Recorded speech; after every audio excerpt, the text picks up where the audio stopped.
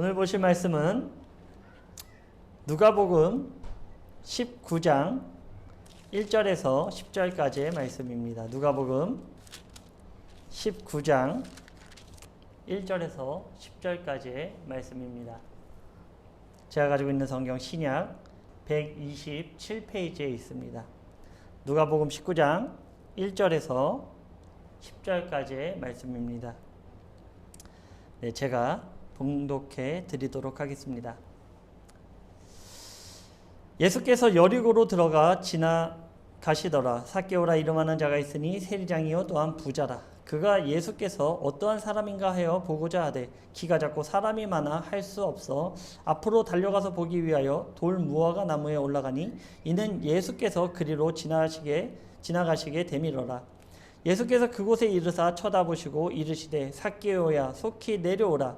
내가 오늘 내 집에 유하여야 하겠다 하시니 급히 내려와 즐거워하며 영접하여거늘 뭇 사람이 보고 수군거려 이르되 저가 죄인의 집에 유하러 들어갔도다 하더라.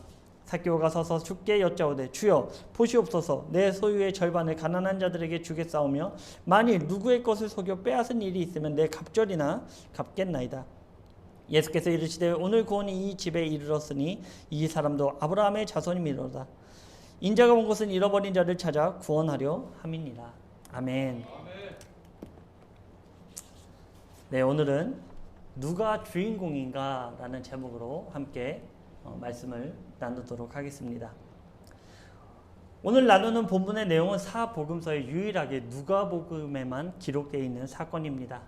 에브라임에 머무신 예수님은 이제 유월절 십자가를 지시기 위해 여리고를 지나 유월절 엿새 전에 베다니에 도착합니다.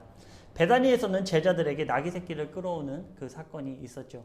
잠깐 다음 지도 한번 보실까요? 네. 그런데 여기 지도를 한번 보시면 아주 잘 보이겠지만 에브라임에서 예루살렘으로 가는 길은 굳이 여리고를 통하지 않아도 갈 수 있는 길이 많습니다. 오히려 여리고를 가지 않고 바로 가는 것이 더 지름길이죠.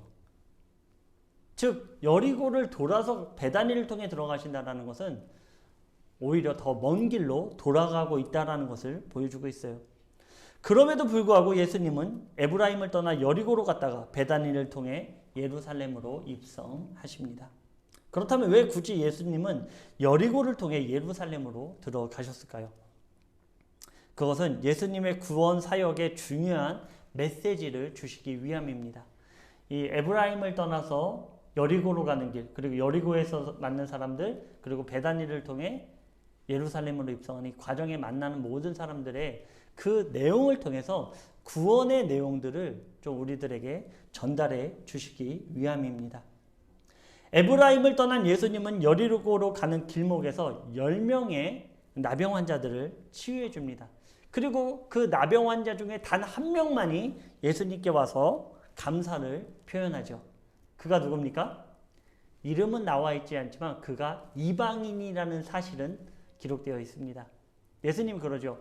아니 10사람이 다 치유함을 받지 않았느냐. 근데 어떻게 이 이방인 한 명만 와서 나에게 감사를 하느냐. 이방인에 대한 구원. 그러니까 여기에서의 포커싱은 이방인의 구원에 대한 내용이 수록되어 있는 것입니다. 또한 부자 청년을 만나 부자가 천국 가기가 낙타가 바늘기 들어가는 것보다 힘들다라는 강론을 하시죠.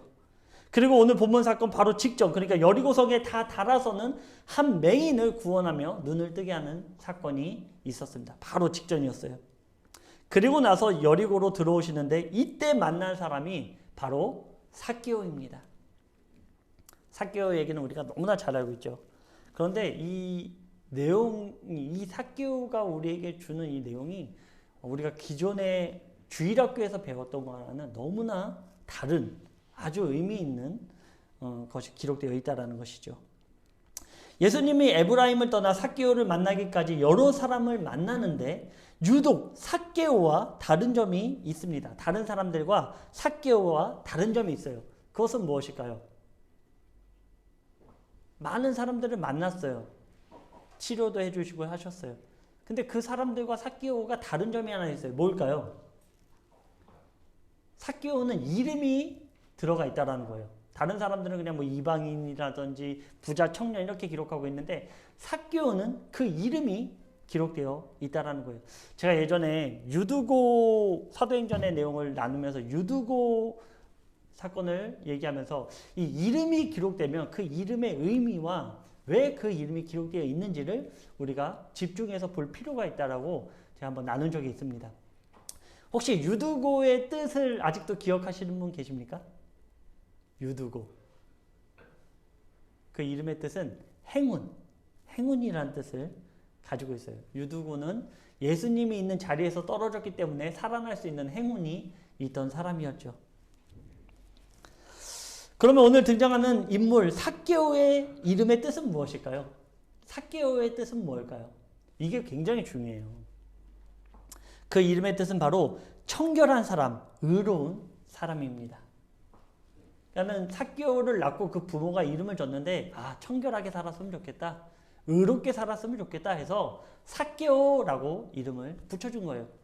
근데 우리가 잘 아시다시피 지금 삭개오의 상태는 어떤 상태입니까? 의로운 사람입니까?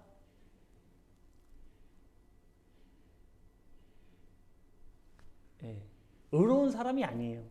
삭개오는요, 유대인 중에서 세리의 역할을, 그것도 세리장의 역할을 감당했거든요. 어떤 사람이냐면 우리가 일제 강점기 시대를 보자면 앞잡이에요. 한국 사람들 막 괴롭히고 오히려 동족들의 피를 빨아먹어서 자기의 부를 축적하는 그런 사람이었다는 거죠. 그러니까 이름과는 정 동떨어진 삶을 살고 있는 것이 이 삭개오였습니다. 그런데요, 이 이름에 맞게 우리에게 주는 주제가 무엇이냐면, 본론의 주제는 무엇이냐면 삭개오의 이름과 더불어서 9절에는 구원에 대하여 말씀하시거든요. 뭐냐면 의로운 자는 누군가 라는 주제를 우리에게 던져주는 거예요. 좀 어렵습니까? 예, 바로 그렇습니다. 오늘 본문의 결론적 주제를 요약하자면 의로운 사람이 구원을 얻는다입니다. 그렇다면 의로운 사람이 누구냐? 그것은 예수님을 나의 구주로 영접하고 변화한 자가 의로운 사람이라는 것입니다. 본문 9절에서 10절입니다. 예수께서 이르시되 오늘 구원이 이 집에 이르렀으니 이 사람도 아브라함의 자손이로다. 인자가 온 것은 잃어버린 자를 찾아 구원하려 함이니라. 그러니까 결론적으로 말씀드리자면 사람의 시각으로 이 사람의 의로운 사람, 청결한 사람의 기준이 아니라 예수님을 만난 사람이 의로운 사람이다 라는 것을 우리에게 말씀해주고 싶으신 거예요. 이 삭개오 이야기를 통해서. 삭개오라는 인물은 결과적으로 의로운 사람이었습니다. 자신의 이름과 같이 의로운 사람, 그런 삭개오의 모습이 오늘 본문에 투영되어 있는 것이죠. 의로운 사람이 구원을 얻는다. 그러면 의로운 사람은 누구냐? 바로 예수 그리스도를 나의 구주로 영접한 자다. 이것을 지금 본문은 우리에게 말씀하고 있는 것입니다. 예수께서 이 땅에 오신 이유는 잃어버린 자들을 찾으러 오신 것입니다. 즉 예수님을 모르는 자들을 만나주시고 구원하시기 위해 이 땅에 오셨다라는 사실입니다. 완벽하여 모든 것이 완벽한 사람만을 만나주시기 위해 이 땅에 오신 것이 아닌 여러 가지로 많이 부족하지만 그 속에 예수님을 향한 목마름이 있는 자들을 만나주시기 위해 이 땅에 오셨다는 것입니다. 바로 저와 우리 군우님들 그리고 모든 인류를 위해 이 땅에 오신 분이 바로 예수 그리스도입니다. 하지만 안타깝게도 많은 사람들은 이 사실을 부정하죠. 예수님은 이러한 한 사람 한 사람을 바라보시며 가슴 아파하십니다. 그 내용이 누가복음 19장 41절에서 44절의 말씀입니다. 예수님께서 우는 사건이 많지 않거든요. 대표적으로 겟세마네 동산에서의 기도, 그죠? 그리고 나사로가 죽었을 때 울음. 오늘 사건에 이렇게 기록하고 있어요. 가까이 오사 성을 보시고 우시며 이르시되, 어떤 성이죠? 예루살렘 성을 바라보신 거예요. 그 성을 바라보시면서 눈물을 흘리십니다. 왜 눈물을 흘리셨을까요? 너도 오늘 평화에 관한 일을 알았더라면 좋았을 뻔하였거니와 지금 내 눈에 숨겨졌도다. 날이 이를지라 내 원수들이 토둔을 쌓고 너를 둘러 사면으로 가두고 또 너와 및 그 가운데 있는 내 자식들을 땅에 메어치며 돌 하나도 돌 위에 남기지 아니하리니 이는 내가 보살핌 받는 나를 알지 못함을 인함이니라 하시니라. 아멘. 예수님은 예루살렘 성에 가까이 오셔서 우시는데 그것은 바로 자신이 온 목적을 많은 사람들이 모르기 때문이라고 하십니다. 저와 우리 군우님들은 예수님의 이런 마음을 가지시길 바랍니다. 예수님을 모르는 많은 사람들이 토성으로 둘러싸고 예수님의 그 온전한 목적을 바라보지 못하게 하기 위해서 사람들의 눈을 가려버린다는 거예요. 사방을 둘러싸서 예수님의 진정한 의미를 바라보지 못하게 만드는데 그러기 때문에 사람들이 예수님을 나의 구주로 영접하지 못하는 것에 대해서 예수님은 가슴 아파하시고 눈물을 흘리셨다라는 것입니다. 우리가 예수님을 모르는 세상은 여러 가지 일들 그런 일들을 다 나누고 싶지만 천천히 우리가 이제 개별적으로 성경 공부를 하면서 나누도록 하고 예수님의 진정한 의미를 모르기 때문에 예수님에 대해서 많이 오해하고 예수님을 알려고 하지 않습니다. 우리는 바로 그런 분들을 위해 중보하고 기도해야 된다는 것이죠.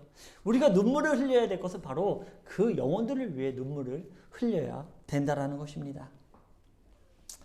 본문 1절을 보겠습니다. 예수님은 보지 못하는 맹인을 보게 하시고 여리고성으로 들어오십니다. 많은 사람들이 바로 전에 예수님의 행적을 보았기 때문에 예수님의 여리고성 입성은 대단한 인파를 불러 모았습니다.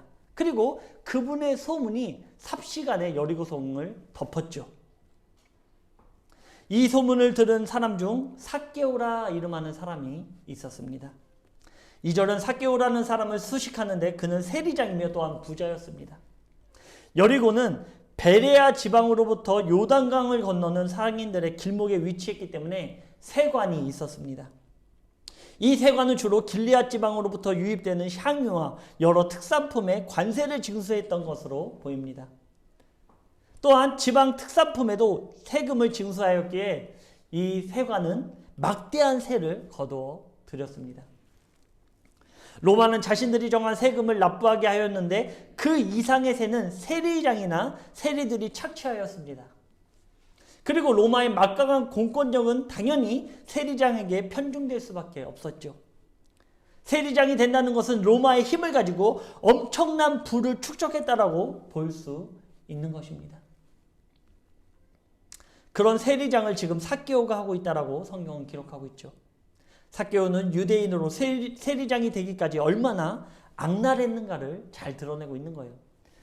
일반 세리가 되는 것도 힘든데 세리장이 됐다는 것이 얼마나 힘든 일이겠습니까? 얼마나 사람들에게 악랄하게 행했겠습니까? 모든 사람들이 혀를 끌끌 차는 당시의 세리는 아주 상대하지 못할 그 당시에 이제 창기들을 굉장히 이제 멸시하고 했는데 그것보다 더 못하게 이 세리들을 취급했어요. 그런 삭개오가 예수님이 여리고로 들어온다는 소식을 들은 것입니다. 삭개오는 부자였으며 권력도 가지고 있었습니다. 하지만 없는 것이 있었어요. 그것은 자신에게 필요한 진정한 친구, 진정한 의미의 사랑, 우정이 이 사람에겐 없었다는 거예요. 당시 유대인들은 세례를 벌레보다 못한 취급을 하였습니다. 지금으로 따지면 아까 말씀드렸듯이 일제강점기에 매국노 보는 듯 했죠. 동족에게 도움은 못 줄 망정 동족을 핍박하고 그들의 피를 빨아 부를 축적했습니다. 돈도 있고 권력도 있었지만 자신 안에 말할 수 없는 공허함이 이 삭개오에게 있었다는 것입니다. 마치 사마리아 여인과 같이 세상적으로 자신을 감싸고 포장하면 할수록 목마름은 더욱 심해졌다는 것이죠. 돈과 권력이 자신을 만족시켜 줄 것이라고 생각했지만 오히려 그러한 것들을 가지면 가질수록 욕심과 공허함은 커져만 갔습니다. 공허함이 극에 달한 삭개오는 자신과는 전혀 다른 인생을 사시는 예수님이라는 분이 궁금했어요. 그리하여 단순히 예수님을 보고자 하여 무리 가운데로 향합니다. 뭔가 뭐 거창하게 만나고 그분에게 매달리고 이렇게 하기 위해서 간 게 아니라 그냥 그 예수님이라는 분이 어떤 분인가를 보고 싶었다라는 거예요. 하지만 삭개오 앞에는 몇 가지의 장애물이 기다리고 있었습니다. 어떤 장애물이 있었을까요? 첫 번째로는 자신의 키가 작아 많은 무리 가운데 예수님을 볼 수가 없었어요. 키가 작았습니다. 예수님을 보고자 했지만 사람들에 막혀서 예수님을 볼 수 없었다는 것이죠. 두 번째로는 삭개오는 당시 여리고에 모르는 사람이 없었을 것입니다. 왜냐하면 악랄한 세리장이었기 때문입니다. 많은 사람들은 그런 삭개오가 예수님을 만나러 오는 것을 허락하지 않았을 것입니다. 이렇게 수군거렸을 것입니다. 너 같은 더러운 세리가 오긴 어디를 와? 여기는 너처럼 악랄한 인간이 올 것이 절대로 아니야. 저분은 너처럼 악랄한 세리장을 만나기 위해 이곳에 들어온 것이 아니야. 이렇게 하면서 은근히 삭개오가 옆으로 오면 더 밀착하고 더 밀어냈을 거예요. 그러니까 삭개오가 도저히 그 인파를 뚫고 예수님께 나갈 수 없는 그 두 가지의 핸디캡이 삭개오에게 있었다는 것입니다. 이러한 모습이 어쩌면 현대교회의 모습일 수 있습니다. 어디 술 마시고 담배 피는 사람이 교회에 와, 또는 당신 같은 세상에서 죄 많은 사람이 어떻게 이 교회에 올 수가 있어? 이렇게 얘기할 수도 있죠. 그런데 예수님은 이러한 사람들을 향해 뭐라고 말씀하십니까? 내가 이 땅에 온 이유는 바로 너희들을 만나기 위해서 왔단다. 바로 이 메시지예요. 그렇습니다. 오히려 하나님을 먼저 믿는 자들이 변화의 걸림돌이 될 수 있다는 것이죠. 저와 우리 군우님들은 누군가의 모습을 정죄하지 마시고 그 내면의 영혼을 바라보며 중보해 주시길 바랍니다. 삭개오는 이러한 장애물로 인해 좌절하지 않고 그 길목에 있던 돌 무화과 나무에 올라가서 지나가는 예수님을 보고자 합니다. 한번 돌 무화과 나무 보실까요? 네, 이렇게 커요. 예수님은 그 돌 무화과 나무가 있는 곳에 이르러 삭개오를 쳐다보시며 말씀하십니다. 삭개오야, 속히 내려오라. 내가 오늘 내 집에 유하여야 하겠다. 삭개오는 단지 예수님이 어떤 분이신지 보기를 원했습니다. 그런데 그런 삭개오를 보시고 예수님은 그의 이름을 불러주셨을 뿐만 아니라 속히 내려와 너희 집에 함께 가자라고 명하십니다. 삭개오는 자신의 모습을 너무나 잘 알고 있었습니다. 그래서 그분을 만난다는 것은 꿈도 꾸지 못했습니다. 그냥 보기만 하는 것으로 만족하려 했지만 예수님은 그런 삭개오를 만나 주신 것입니다. 이 자그마한 실천이 예수님 그리스도를 영접하는 계기가 될 수 있다는 거예요. 나의 문을 살짝만 열어준다면, 그 노크의 소리를 듣고 그 문잡이를 살짝만 돌려준다면 예수님은 그 문을 열고 들어오신다는 것입니다. 이것이 오늘 본문의 핵심입니다. 우리는 나 스스로의 죄된 모습을 너무나 잘 알고 있습니다. 그래서 이러한 자신의 형편으로는 단지 예수님을 보려고만 했지만 예수님은 그런 우리를 먼저 아시고 우리의 이름을 불러주셨으며 우리를 만나 주신 것입니다. 우리가 변화되어서 만나 주신 것이 아닌 죄된 모습 그대로를 예수님께서는 만나 주셨다는 것입니다. 요한계시록 3장 20절입니다. 볼지어다 내가 문 밖에 서서 두드리노니 누구든지 그 음성을 듣고 문을 열면 내가 그에게로 들어가 그와 더불어 먹고 그는 나와 더불어 먹으리라. 아멘. 누구든지 예수 그리스도의 음성을 듣고 문을 열기만 하면 예수님은 우리에게 들어와 함께 더불어 생명의 양식을 먹는다는 것입니다. 지금 삭개오에게 청한 것이 바로 이것이죠. 삭개오는 지체하지 않고 급히 내려와 예수님을 영접합니다. 하지만 이 모습을 본 많은 사람들은 수군거리기 시작하죠. 아니 어떻게 예수님이 저런 죄인의 집에 들어갈 수가 있어? 사람들은 수군거리는 거예요. 아니 저분이 저렇게 대단하고 정결하신 분이 어떻게 저 죄인하고 함께 유하면서 밥을 먹을 수 있어? 이 있을 수 없는 일이야. 굉장히 율법주의자죠. 사랑이 없어요 이들은. 성경은 삭개오와 많은 사람들을 은근히 비교하고 있습니다. 많은 사람들은 예수님이 왜 이 땅에 오셨는지를 전혀 모르는 사람들입니다. 그러기에 자신들 스스로는 깨끗한 척하며 타인을 멸시한 것입니다. 하지만 삭개오는 자신 같은 죄인을 만나 변화시키기 위해 예수님이 오셨다는 사실을 비로소 깨닫게 되었습니다. 많은 사람들이 있었지만 그 사람들 중 주인공은 바로 사람들을 죄인 취급하는 세리장 삭개오였던 것입니다. 삭개오는 내려와 예수님을 만나 즉시로 고백합니다. 8절입니다. 삭개오가 서서 주께 여짜오되 주여 보시옵소서 내 소유의 절반을 가난한 자들에게 주겠사오며 만일 누구의 것을 속여 빼앗은 일이 있으면 내 갑절이나 갚겠나이다. 하나님의 자녀의 정체성을 회복한 삭개오는 자신에게 가장 소중하고 중요한 것이 무엇인지를 비로소 깨닫게 되었습니다. 하나님의 백성, 하나님의 자녀의 정체성을 회복하지 못할 때는 세상의 것들이 가장 소중했어요. 세상의 쾌락이 나에게 가장 즐거웠던 거예요. 세상에서의 소유하는 것들이 나에게 최고의 기쁨을 만끽해 줍니다. 그러기에 부를 착취하고 명예를 얻기 위해 다른 사람을 억압했습니다. 하지만 그 정체성을 회복하자 세상에 보이는 것들로는 절대로 나를 만족시킬 수 없다는 것을 삭개오는 깨닫게 되었습니다. 그래서 그동안 자신이 가장 소중하다고 느꼈던 것을 철저히 내려놓습니다. 자신의 소유의 절반을 가난한 자들에게 나눌 것이며 누구의 것을 착취한 것이 있으면 그 착취한 것의 4배를 갚겠다는 것입니다. 원래 율법에 의하면 5분의 1을 더 쳐서 갚게 돼 있죠. 근데 삭개오는 4배를 더 갚겠다라고 얘기하는 것입니다. 자신의 악함으로 인해 가진 모든 것을 내려놓겠다라는 것이죠. 이것은 진정한 회개를 말하고 있는 것입니다. 말로만 하는 것은 전혀 진정성이 없습니다. 회개에는 행위가 반드시 뒤따라야 한다는 것입니다. 또한 지금 시대를 살아가는 우리가 상기해야 할 것은 무엇일까요? 우리는 복음의 빚진 자들입니다. 예수님을 만났다면 우리는 그 빚을 반드시 갚아야 돼요. 빚을 지고 살아갈 수는 없습니다. 혹시 큰 빚을 져보신 분 계십니까? 큰 빚을. 저도 개인적으로 사업을 이제 어렸을 때 해봤기 때문에 그런 일들도 있었어요. 근데 그 빚을 가지고 있으면 너무나 괴로워요. 너무나 힘듭니다. 하루하루가 불안해요. 그 빚을 속히 갚지 않고는 살아갈 수가 없어요.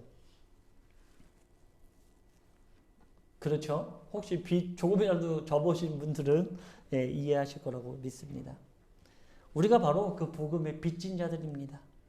어떻게 갚습니까? 그것은 복음의 가난한 자들에게 복음을 전하고 나의 복음의 빚을 4배로 갚는 것입니다. 사회적 구원과 영혼 구원이 예수님을 만난 우리의 모습 가운데 반드시 있어야 된다는 것입니다. 있어도 되고 없어도 되고 이게 아니라 반드시 있어야 된다는 것이죠. 삭개오의 회개는 누구를 향하고 있습니까? 회개의 행위는 누구를 향하고 있죠? 사람들을 향하고 있어요. 그 회개의 행위는 나의 가족을 향해야 됩니다. 나의 직장에 향해야 됩니다. 나의 사회에 향해야 됩니다. 회개의 모습이 사람들을 향하고 있다는 것을 너무나 잘 보여주고 있다는 거예요. 내가 잘못한 대상들에게 그것을 되갚는 것들, 그것이 회개의 모습입니다. 그냥 하나님께만 가서 그냥 예수님을 만난 걸로 끝나면 안 돼요. 자기가 빚진 것을 사람들에게, 예수님께 갚는 것이 지극히 작은 자에게 한 것이 곧 하나님께 한 거거든요. 그것이 바로 이 사람들을 향하고 있다는 것입니다. 그런데 이러한 삭개오의 모습을 보면서 누가복음 18장에 등장하는 부자 청년을 비교하지 않을 수 없습니다. 그는 부자였고 모든 사람들이 인정해주는 청년이었습니다. 예수님을 만나기 위해 돌 무화과 나무에 올라가지 않아도 예수님을 쉽게 만날 수 있는 그런 사람이었습니다. 또한 그는 모든 율법을 철저히 지킨다며 자신의 청결함을 스스로 드러냈습니다. 부자라는 것만 같았지 삭개오와는 전혀 다른 인생을 산 청년입니다. 예수님은 그 청년에게 청하죠. 너의 소유를 팔아 가난한 자들에게 나눠주고 나를 따르라. 지금으로 말하면 너의 소유를 너의 욕구 충족에만 쓰지 말고 복음에 목마른 자들을 위해서 사용하고 예수님을 따르라는 것입니다. 하지만 청년은 큰 부자이므로 그것을 내려놓지 못하고 근심한 표정으로 왔던 길로 돌아갑니다. 구원에 관해 예수님은 말씀하시죠. 누가복음 18장 25절입니다. 낙타가 바늘귀로 들어가는 것이 부자가 하나님의 나라에 들어가는 것보다 쉬우니라. 많은 이단들은 이 말씀을 가지고 자기들의 사리사욕을 취합니다. 여러분, 갖고 있는 재물 그거 다 쓸모없어요. 다 교회에다 갖다 바치십시오. 다 나에게 갖다 바치십시오. 이거 이단들이 아주 잘하는 이 말씀을 아주 교묘하게 이용하는 인간들입니다. 우리 군우님들은 누군가가 접근해서 소유의 전부를 팔아서 나에게 가지고 오십시오 이런 말을 하면 험한 말 하셔도 돼요. 그냥 쫓겨내는 게 아니라 좀 험한 말 하셔도 됩니다. 어디 하나님이 그런 말씀을 우리에게 주셨냐고. 이 말씀의 뜻은 그런 뜻이 아니에요. 부하지만 계속해서 부하려고 하는 욕심을 끊어내고 물된 동산으로 살아가야 한다는 것을 말씀하시는 거예요. 나의 우물은 항상 가득가득하며 그 우물에 흘러 넘치는 것으로 대지를 적시는 것입니다. 하지만 문제는 많은 사람들이 자신의 만족의 수위를 계속해서 올린다는 것에 있습니다. 이 정도에 만족하겠지 해서 여기까지 올라가면 또 더 담을 쌓아요. 또 수위를 더 높이죠. 또 담을 싸서 또 높입니다. 이게 문제예요, 사람들이. 바라기는 나에게 있는 것으로 조금이라도 나눌 수 있다면 먼저는 가족에게 그리고 이웃에게 나누시길 바랍니다. 가족들은 다 죽어가는데 이웃만 나눈다는 것은 조금 문제가 있는 것 같아요. 내 가족들은 굶고 있는데 나의 행위를 보이기 위해서 이웃들에게만 향한다. 이것은 문제가 있습니다. 예수님은 삭개오에게 이렇게 말씀하십니다. 9절입니다. 오늘 구원이 이 집에 이르렀으니 이 사람도 아브라함의 자손이미로다. 아멘. 예수님은 예루살렘으로 들어가는 길목에서 구원에 합당한 사람에 관해 말씀하십니다. 누가 구원을 받기에 합당합니까? 돈이 많은 사람이 구원받기에 합당합니까? 교회에 한 번도 빠지지 않고 모든 예배에 출석하는 사람이 구원에 합당합니까? 바로 예수님을 나의 구주로 인정하고 그분을 향해 나의 문을 여는 자가 합당한 것입니다. 그리하면 예수님은 그 문으로 들어와 우리와 함께 더불어 생명의 양식을 먹을 것입니다. 누가 주인공입니까? 그렇습니다. 나의 모습이 어떠하든지 예수님을 나의 구주로 영접하는 자가 주인공인 것입니다. 삭개오의 이름은 청결한 자, 의로운 자입니다. 예수님은 삭개오를 통해 의로운 자는 예수님을 영접하는 자라는 사실을 우리에게 말씀하시고 계신 거예요. 지금을 살아가는 우리의 모습은 어떠합니까? 나 스스로 보기에도 부끄러운 모습이지 않습니까? 하지만 하나님은 그런 우리의 모습을 보며 멀리 하시는 것이 아닌 그 모습을 통해 자신을 영접하길 원하십니다. 오히려 그 약한 모습, 그 악한 모습을 통해서 예수님을 영접하길 원하고 있다는 것이죠. 저와 우리 군우님들은 그런 하나님의 음성을 들으시고 마음의 문을 열어 영접하시길 주님의 이름으로 축원드립니다. 함께 기도하겠습니다.